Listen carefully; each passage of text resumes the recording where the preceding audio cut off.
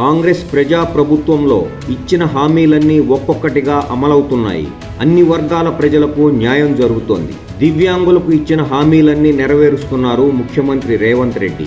ఉన్నత విద్యలో దివ్యాంగులకు 5% రిజర్వేషన్లు ఇవ్వాలని ప్రభుత్వం నిర్ణయం తీసుకుంది. ఈ మేరకు విద్యాశాఖ జీవో కూడా జారీ చేసింది.